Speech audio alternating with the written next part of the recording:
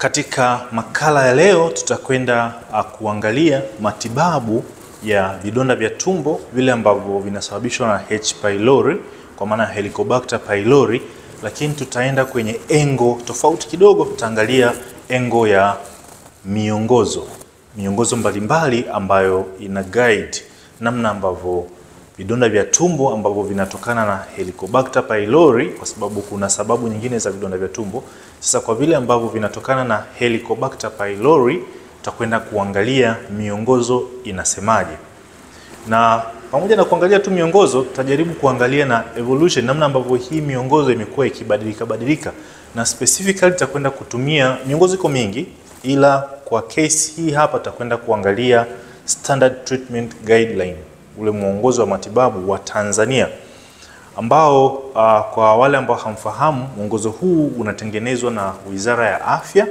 Kuna kamati ile tuliwahi kuizungumza hapa ya National Medicine and Therapeutics Committee. Ile kamati ndio inahusika na kazi kadha wa kadha kwenye sekta ya afya. Mojawapo ya kazi zake ni kutengeneza hii miongozo ya matibabu. Kwa hiyo nitakachokifanya leo, nitakwenda kupitisha kwa ufupi namna ambavyo matibabu ya vidonda vya tumbo vinapotokana na Helicobacter pylori kwa kutumia ile Heligo kit ama H. pylori kit, na specifically nitaenda kugusa dawa moja tu ya clarithromycin kwa sababu hii imekuwa ikibadilika. Hii ni muhimu ili watu at least wafahamu kwamba sayansi inabadilika, wadudu pia wanabadilika, mambo mengi yanabadilika huku duniani. Kwa hiyo as time inavyokwenda, kila baada ya muda fulani wataalamu wanafanya review ya miongozo ambayo ipo ili kuitengeneza iweze kuendana na wakati uliopo, iweze kuendana na changamoto ambazo zipo katika sekta ya afya. Kwa hiyo ni muhimu sana kurifaa humu. Sasa ukiachana hiyo Standard Treatment Guideline ambayo nitakwenda kukupitisha kwa kifupi tu, tukiangalia sehemu hiyo ya H. pylori, halafu tutaangalia dawa moja tu pale ambayo ni clarithromycin. Tutaangalia kuanzia 2007, 2013, 2017 pamoja na 2021 ambapo ndio mwongozo ambao uko current, ambao ndio tunatumia mpaka sasa hivi. Lakini ukiachana huu ambao ni wa serikali, kuna miongozo mingine pia. Kwa mfano kuna hichi kitabu ambacho nimekishikilia hapa. Hii inaitwa Tanzania Medicine Index. Ni muhimu sana kwa wale ambao wanashughulika na dawa. Kama uko mahali popote penye dawa kwa Tanzania, kwa maoni yangu binafsi nafikiri hichi kitabu ni muhimu sana kuwa nacho. Kwa sababu hichi kimekuonyesha dawa zote ambazo ziko kwenye soko la Tanzania, kimekuonyesha wanaoziingiza ni watu gani, kimekuonyesha manufacturers ni watu gani, mpaka registration number, kwa sababu hizi dawa inabidi ziwe zimesajiliwa. Kwa hiyo pamoja na namba za usajili za dawa ambazo ziko kwenye soko la Tanzania ama zinaruhusiwa kwenye soko la Tanzania, huku kwenye hichi kitabu kinachoitwa Tanzania Medicine Index unazipata. Kwa mfano hii clarithromycin ambayo tutakwenda kuiangalia kwenye Standard Treatment Guideline, namna ambavyo ilibadilika dozi yake kwenye H. pylori, nikiitafuta humu, na hichi kitabu uzuri wake kina index. Yani kama mtu una haraka, una confirm unataka clarithromycin, unafungua tu huku kwenye index huku nyuma, kwa unakuja kwenye C, nakuta hapa clarithromycin ile pale iko ukurasa wa 80, kwa unakuja ukurasa wa 80 haraka sana, fungua pale ukurasa wa 80. Hapa kuna information za kutosha kuhusiana na hii clarithromycin. Sasa kuna maelezo ya kampuni, kuna maelezo ya hizo namba zake za usajili, kuna hizo dosage ambazo zinapatikana hapa nchini, ziko dozi tofauti tofauti. Kwa hiyo information unaweza kuipata kwenye mwongozo huu. Na sio huu peke yake, kuna mingine mingi pia. Kuna hadi ile ambayo iko online kama Medscape. Ni muhimu sana kwa mfano kwa wataalamu wa afya kuwa na hizo references ili waweze kuwa up to date, wasije wakawa wanatumia utaratibu ambao kidogo umepitwa na wakati, kwa sababu hata hizi STG zinavyotengenezwa, wale walioko kwenye kamati au wale wanaoalikwa kwa ajili ya kwenda kucontribute kwenye chapters mbalimbali ni wataalamu wa maeneo hayo, na wanatumia evidence ambazo ni za kisayansi kabisa. wanatumia evidence ili kupendekeza dawa fulani either iongezwe dose au ipunguzwe au itolewe au hii haipo iwekwe. Kwa kuna mambo mengi ambayo yanafanyika. Na sio tu labda maabara na nini, hapana, mpaka kuna analysis ambazo zinafanyika. Cost effectiveness analysis inatakiwa ifanyike pia kwenye mambo haya, kwa sababu huu ni mwongozo wa kitaifa ambao unaangalia kwa mazingira yetu ya Tanzania ni dawa gani ambazo zinatakiwa zipewe kipaumbele. Kwa hiyo kama uko kwenye dawa, hakikisha hichi kitabu unakuwa nacho, na references zingine nyingi ziko kama zile BNF, British National Formulary, ziko nyingi sana, ni muhimu kuwa nazo. Usitibu watu kutoka kichwani mwako peke yako, hapana, mambo yanabadilika sana. Sasa katika makala ya leo nitakwenda kukupa na additional kidogo. Nimesema STG tutaziangalia za miaka mingi, miaka kama 4 hivi, tutaangalia edition kama 4.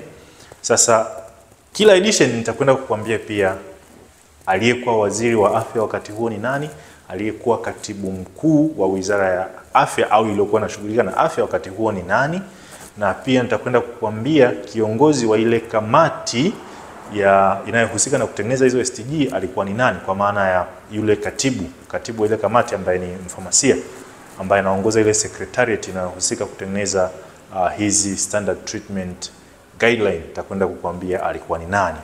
Sasa ya kwanza ni ile STG ya mwaka 2007. Hii STG ya mwaka 2007 ilitengenezwa wakati ambapo waziri wa afya, ilikuwa inaitwa Wizara ya Afya na Ustawi wa Jamii, alikuwa ni Profesa David Mwakyusa. Profesa David Mwakyusa ndo alikuwa waziri wa afya na ustawi wa jamii wakati huo, wizara ikiitwa hivyo. Alafu katibu wake mkuu alikuwa anaitwa Wilson Mukama. Nafikiri huu ni mwanasiasa mkongwe vile vile pia, yani kwa Tanzania ukitaja hilo jina Wilson Mukama ni mtu ambaye anaheshimika na amefanya mambo mengi kwenye masuala tofauti ya uongozi hapa nchini. Kwa hiyo huyo ndio alikuwa katibu mkuu wa Wizara ya Afya na Ustawi wa Jamii, ambaye ndio alisaini hii document ambayo ni ya 2007. Na kwa wakati huo aliyekuwa mfamasia wa serikali alikuwa anaitwa Joseph Muhume kwa mwaka 2007. Kwa hiyo huyu ndo alikuwa anasimamia utendaji sasa wa ile kamati ambayo ndio inahusika na kutengeneza hizi STG. Sasa hii STG ilikuwa inasemaje kuhusu clarithromycin na matibabu ya H pylori? Kama ambavyo utaona hapo kwenye picha, hii ilikuwa inaelekeza kwamba katika zile combination, ile triple therapy ilikuwa ipo triple therapy vile vile, lakini kama utakavyoona hapo ni kwamba strength ambayo ilikuwa inatumika ya clarithromycin kwa 2007 kwa mujibu wa STG, ambayo hii ni edition ya 3 ya STG. Edition ya kwanza ilikuwa 91, ya pili ilikuwa mwaka 97, ya 3 ndo hiyo ya 2007. Ilikuwa ina recommend ama inaelekeza kwamba kwa H pylori ambaye amesababisha vidonda vya tumbo, kwenye ile combination, ile triple therapy, itumike miligram 250 BD. Kwa hiyo kwa maana ya kila baada ya masaa 12 miligram 250. Hiyo ni 2007, third edition. Sasa tutakwenda kuangalia pia na fourth edition ilikuwa inasemaje, ambayo ilitoka mwaka 2013. So kwamba bado hujasubscribe kwenye channel hii, please fanya hivyo, bonyeza subscribe hapo chini, lakini pia bonyeza alama ya kengele ili uweze kuendelea kupata notification pale ambapo tunaweka makala hizi kwenye hii channel ya PDK Generation, na makala zote zinahusu afya. 2013 tulipata edition nyingine ya hii Standard Treatment Guideline, na hii edition ilikuwa fourth edition, ilikuwa ni edition ya 4 ya Standard Treatment Guideline kwa Tanzania. Na hii bado dozi ya clarithromycin kwenye matibabu ya vidonda vya tumbo ambavyo vimesababishwa na H pylori ilikuwa ni miligram 250 mara 2 kwa siku, kwa maana ya kila baada ya masaa 12. Kwa hiyo tunaona kuanzia kutoka 2007 mpaka 2013 walivyo review tena hii guideline, bado dozi ya clarithromycin kwenye ule mchanganyiko ama ile triple therapy ambayo inatumika kwa ajili ya kutibu H pylori, kumeradicate kabisa, ilikuwa ni 250 mg BD kwa maana ya asubuhi na jioni. Sasa kwa mwaka huo wa 2013 unafahamu aliyekuwa waziri wa afya ni nani? Sasa kama ufahamu basi kwa leo kwamba wakati huo aliyekuwa waziri wa afya ni Dr. Hussein Mwinyi, ambaye kwa sasa hivi ndio rais wa Zanzibar. Kwa hiyo Mheshimiwa Hussein Mwinyi alikuwa ndio waziri wa afya, na katibu mkuu ambaye alikuwa na act kwa wakati huo, ambaye ndio amesaini hii guideline ya 2013 ni Regina Kikuli, alikuwa acting permanent secretary wa Wizara ya Afya, na wakati huo bado ilikuwa inajulikana kama Wizara ya Afya na Ustawi wa Jamii. Sasa tukija kwenye wale ambao wanahusika sasa na kutengeneza au kuratibu zoezi zima la utengenezaji wa hii Standard Treatment Guideline, kwa maana ya kwenye ile kamati ya National Medicine and Therapeutics Committee, ambaye alikuwa katibu wa hiyo kamati, ambaye ni mfamasia mkuu wa serikali kwa wakati huo, alikuwa anajulikana kwa jina la Henry Irunde, mfamasia Henry Irunde. Hiyo ni 2013. Bado dozi ile ilikuwa ni 250 mg BD mara 2 kwa siku ya clarithromycin kwenye triple therapy inayotumika kutibu vidonda vya tumbo ambavyo vimesababishwa na nini? Helicobacter pylori. Sasa bila kupoteza muda, twende kwenye toleo lingine la mwongozo huu ambalo lilitoka 2017.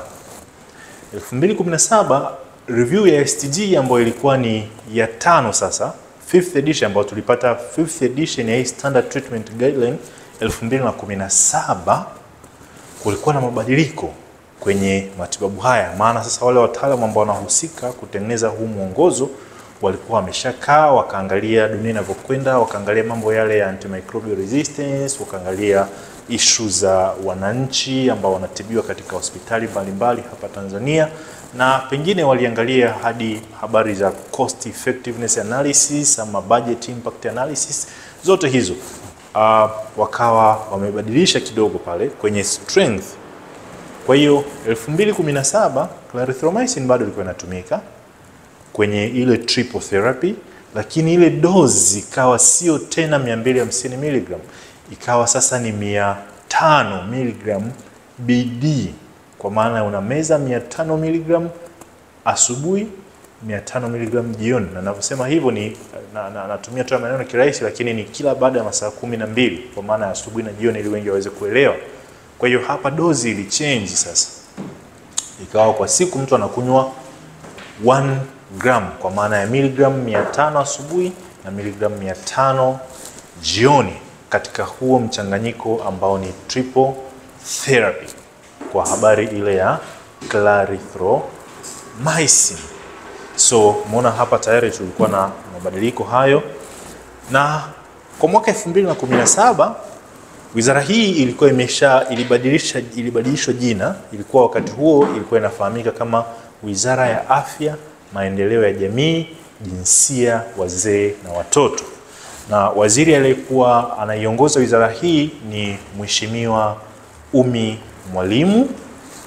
Aliyekuwa katibu mkuu wa wizara hii ya Afya, Maendeleo ya Jamii, Jinsia, Wazee na Watoto, ambaye alisaini pia mwongozo huu ni Dr. Mpoki Ulisubisya, ambao wengi mtakuwa mmemfahamu, au kama ulikuwa ufahamu basi ufahamu kwamba aliyekuwa katibu mkuu wakati huo ni Dr. Mpoki Ulisubisya, na aliyekuwa sasa katibu wa ile kamati ya Medicine and Therapeutics Committee kwa wakati huo, ambao ndio inaratibu zoezi zima la kureview hii Standard Treatment Guideline, bado alikuwa ni Mr.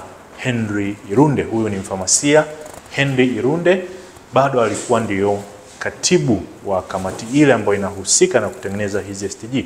Ukumbuke 2013 pia alikuwa ni huyu Henry Irunde. Kwa hiyo 2017 walivyo review tena hii guideline, bado yeye ndo alikuwa mfamasia mkuu wa serikali Kwa hiyo ndio alikuwa katibu wa ile kamati inayohusika na kutengeneza ama kureview hizi SDG. Sasa mtazamaji wa PDK Generation, ambaye bado hujasubscribe, tafadhali nakusihi ufanye hivyo kwa kubonyeza subscribe hapo chini. Ukiwa na comment ama unataka kutuambia chochote, tuandikie sehemu hiyo ya comment na sisi tutafanyia kazi. Tumebakiza SDG version 1 ambayo ndio current, ambayo ndio inatumika sasa. Ni SDG ya mwaka 2021 ambao wali review mwaka 2021, ambayo ni edition na matoleo la 6. Tutakwenda kuangalia na lenyewe linasemaje sasa kwenye matibabu haya ya Helicobacter pylori, ambaye anasababisha miongoni mwa vitu vingine anasababisha vidonda vya tumbo. So tuendelee kuwa pamoja nikikujuza hiyo version ama edition ya mwisho inasemaje kuhusu clarithromycin na triple therapy ile katika kutibu vidonda vya tumbo vinavyosababishwa na Helicobacter pylori. Edition current ama edition ya sasa hivi, kwa maana toleo la sasa hivi linalotumika la huu mwongozo wa SDG lilipitiwa mwaka 2021, ambayo ilikuwa ni edition ya 6 sasa. Kwa hiyo katika matibabu yale ya vidonda vya tumbo ambavyo vimesababishwa na H pylori, kwenye dawa ambayo tumesema tunaiangalia ambayo ni clarithromycin, bado dozi ilikuwa ni ile ile sawa na ile ambayo ilikuwa mwaka 2017 kwenye ile edition ya 5 walivyo review hii SDG. Kwa hiyo hata ya sasa hivi ya 2021 ambayo ilikuwa reviewed ya 2021 ambayo ni miaka miwili iliyopita, ambayo ndio inatumika mpaka sasa, inatakiwa itumiwe clarithromycin miligram 500 kila baada ya masaa 12, na hii inaweza kwenda kwa siku kati ya 10 mpaka siku 14 ambazo ni wiki 2. Na kuna sababu kwa nini hawaende zaidi ya siku 14. Next time tutazungumza hapa kwenye channel hii ya PDK Generation kwamba kwa nini haitakiwi kwenda beyond hizo siku 14. Naam, sasa wakati huu 2021 wakati review inafanyika ya huu mwongozo, wizara ilikuwa inafahamika kama Wizara ya Afya, Maendeleo ya Jamii, Jinsia, Wazee na Watoto. Waziri wake alikuwa Mheshimiwa Dr. Dorothy Gwajima, ambaye huyu anafahamika pia kama Field Marshal, ndio alikuwa waziri kwenye wizara hiyo, ambao ndio huu mwongozo unatengenezwa chini ya wizara hiyo.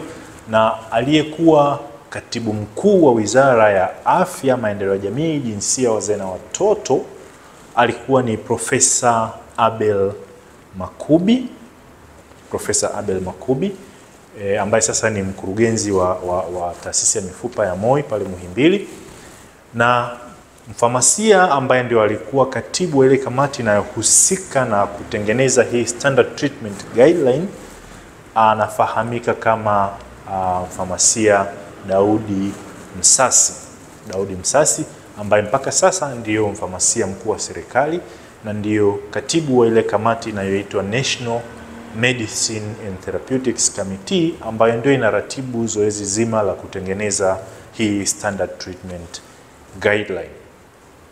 Mtazamaji wa PDK Generation, kwa wewe ambaye una comment yoyote, tuandikie sehemu hiyo ya comment, lakini usisahau kulike makala hii kama umeipenda, na share kwa ndugu jamaa na marafiki ili waweze kupata elimu hii ambayo tunaitoa kwenye channel hii ya PDK Generation. Tukutane katika makala ijayo. Bye bye kwa sasa.